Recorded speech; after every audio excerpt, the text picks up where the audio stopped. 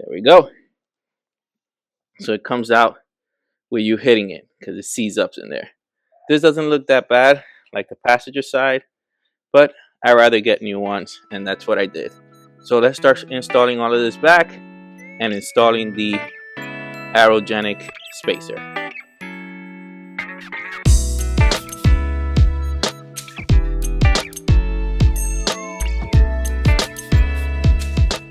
Alright, so now we have the Aerogenic spacer and the Aerogenic ball joint. What you want to do is that you see these notches here, or these like indentations compared to the other side.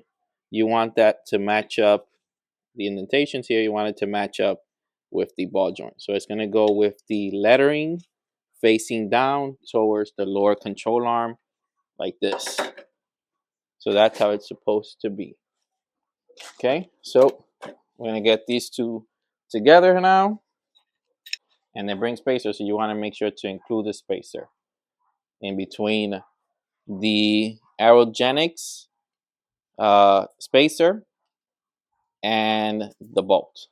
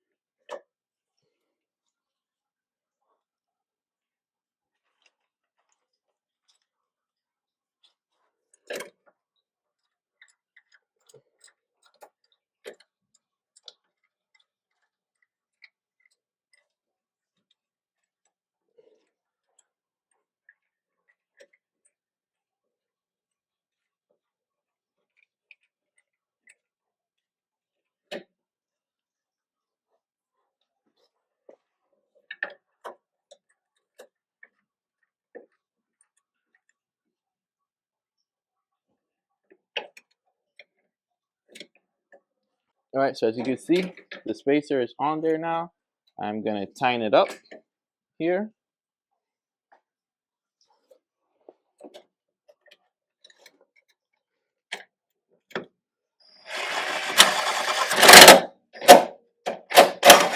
Okay, let's loosen it up just a bit, leave it loose there, so that way we could align the other ones properly. So it should be somewhere there, but we're gonna start putting everything together. So what I'm gonna do is I'm gonna start putting the hub with the rotor on. I'm gonna connect the steering wheel rack here, and then we're gonna connect the speed sensor, connect the brake caliper, and then finally connect the coilovers back. We're gonna do a time lapse of this since you saw me take it off. It's gonna be a quick one, and then I'll show you what you have to do to finalize with the ball joint. But this is what it's supposed to look like. Let's get this started here and time lapsing now.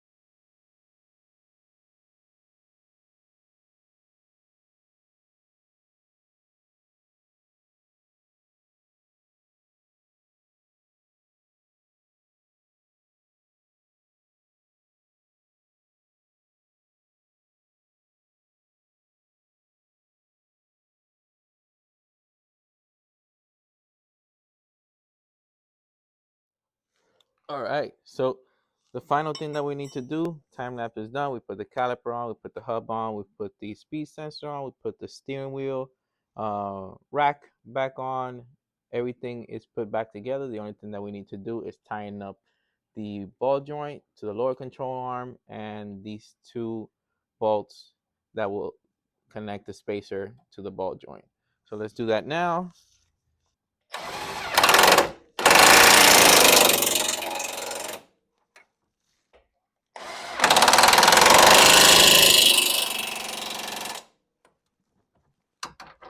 Tighten the middle one also. Okay, that's tight.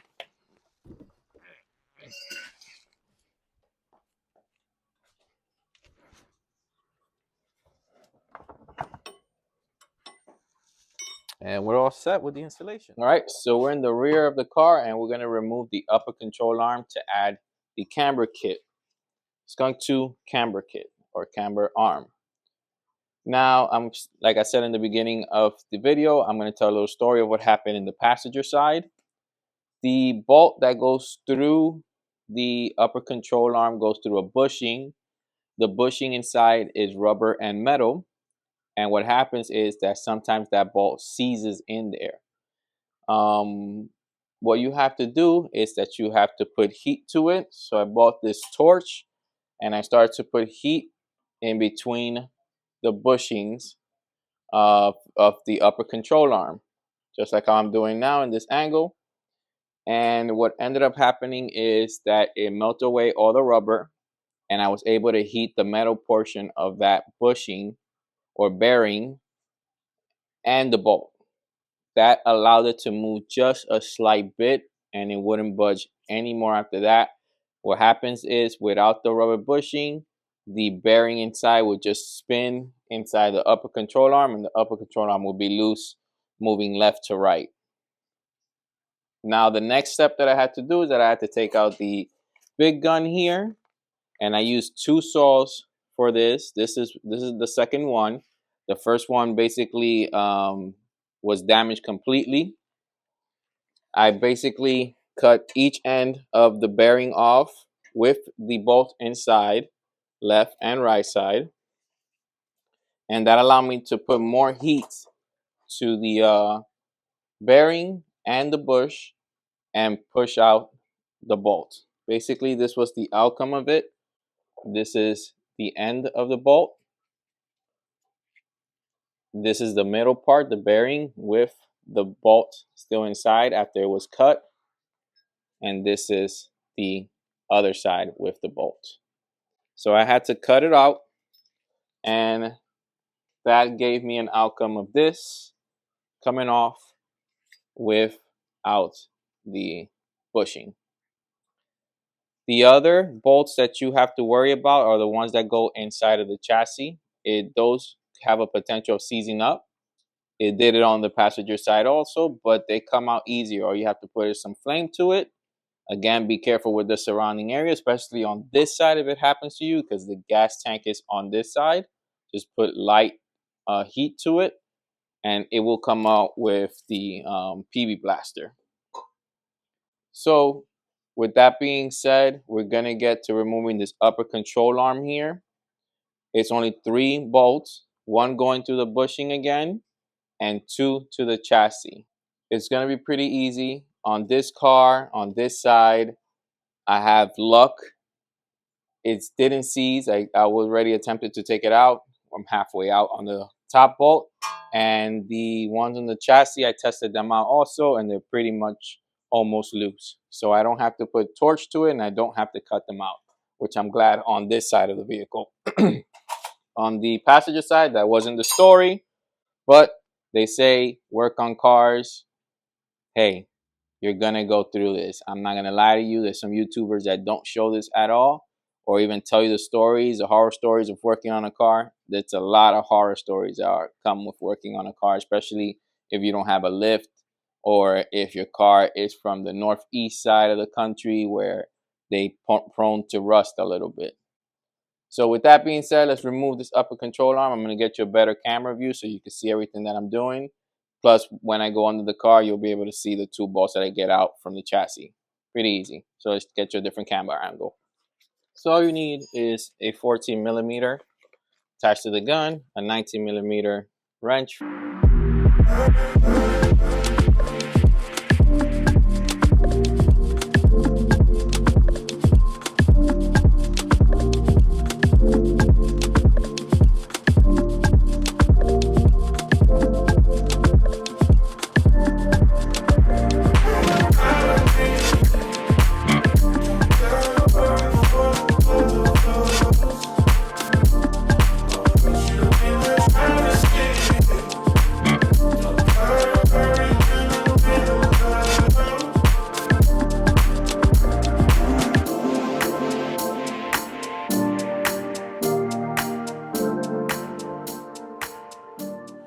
Honda, if you order it, will provide you new bolts for that also. So let's continue the removal of the upper control arm for the rear, and I'll see you under the car. So we're under the car, and I'm going to remove the upper control arm from the chassis using the 2 bolts here. I decided to go with a manual tool so that way I don't strip the bolts inside of the chassis. So we'll do that now. Let's see.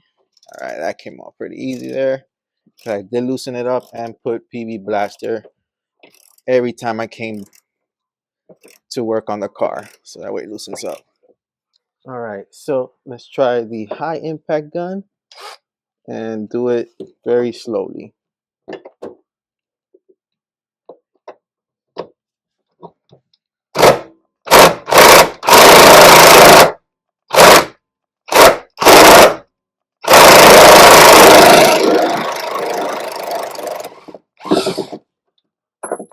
All right, 1 is out.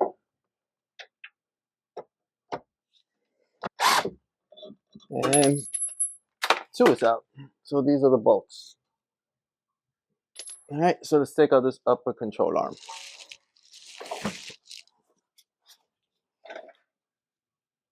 All right, so we have the upper control arm out.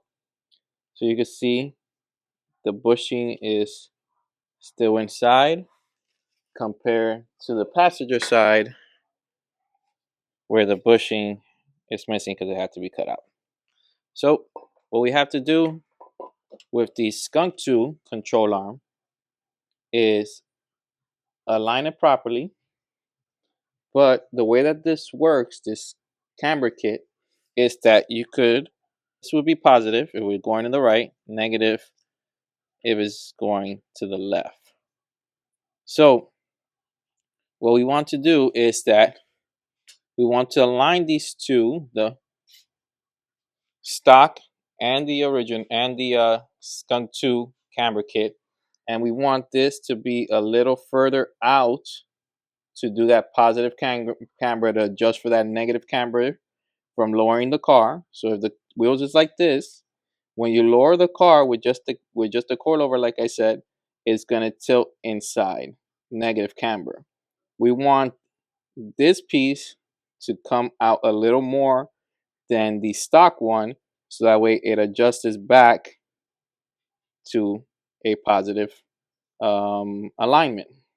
So I'm gonna do as best as I can. I think I just have to spin it a little more. So I'm gonna leave it there because that's where I adjusted the rear one, just a little bit out, and I'll do a measurement. So I have my measuring tape here, and I'm just gonna measure from here at the end to where the bolt hole is, and that's about 3 inches. So I'm going to do the same thing to the other side.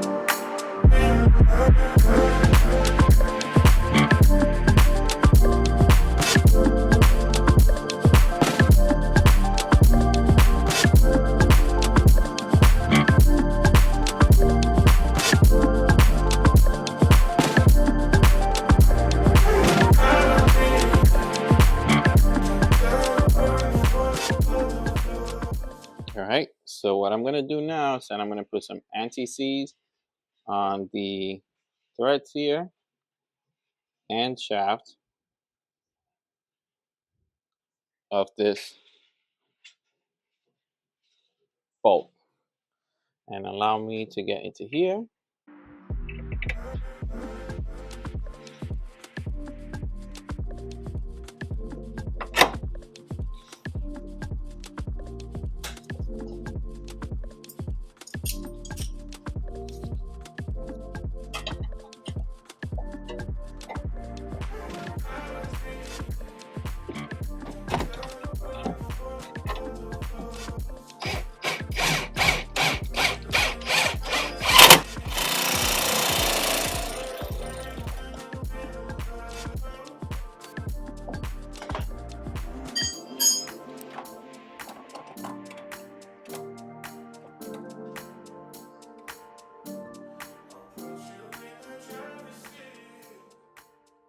Awesome. So we're back here at the table, concluding this episode.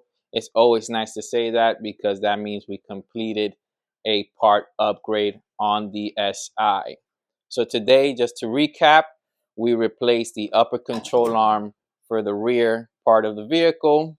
We replaced that with an adjustable camber kit from Skunk2, which is a must when you lower your vehicle. The reason why is because the 8th gens don't have a rear camber adjustment. So when you lower the vehicle, it automatically negative cambers the rear wheels. We don't want that, especially if you're going to be doing aggressive driving in the back roads or you're going to be taking your car to the track. So we use the Skunk2 Camber kit to remove the negative camber and realign it back to a 0-degree alignment as close as possible. We still have to take the car to an alignment shop when you're messing with any of the suspension part, so that way you can get it dialed in perfectly. But for now, that's gonna basically work for us and not give us a negative camber. The front, we removed the ball joints and installed new ball joints since we're changing a lot of the suspension parts, and we also added the spacer. With the spacer, it aligned the lower control arm of the car back to its normal positive position because, again, if you lower the car, you are going to get some negative camber just by lowering it. That's going to give us a positive alignment for the lower control arm and not put so much stress on the ball joint. With that being said, the tools that I used today, I used some impact guns, some extension, used some sockets from the size of 14 millimeter all the way to 36. So it was 14, 17s, and 36 millimeter. The 36 millimeter is for the axle nut. We use pliers, a trim removal tool, flatheads, hammers. We use wrenches from 17 millimeter to 19 millimeter, vice grips, torque wrench, which you always need to torque your bolts back to specification, a swivel ratchet, a breaker bar, and a pry tool. If you run into some trouble removing bolts or seize bolts, you're going to have to use a flame torch or a saw, which I have here from Bauer. I basically purchased that as an emergency from Harbor Freight, but it works perfectly fine as long as you have the larger battery. With that being said, I'm going to take this and recycle it because we won't need it anymore. So if you like what you saw in this video, please comment and click the notification button to notify you when I have new episodes on there. Comment whatever you want. Give me some constructive feedback. Give me some positive feedback. Anything works. If you want to see sneak peeks of what the next episode is going to have, please follow my TikTok and Instagram page at dro_ASAP_garage. ASAP spelled A.S.A.P. And for the next episode, we still have one more suspension upgrade, and I think it's going to be the last one to complete the full suspension segment, hopefully. And we move on to a more fun performance upgrade, which I am excited to share with you. So I'm going to conclude the video here. Like, comment, subscribe. I'll see you in the next episode. This was your boy Dro. Peace.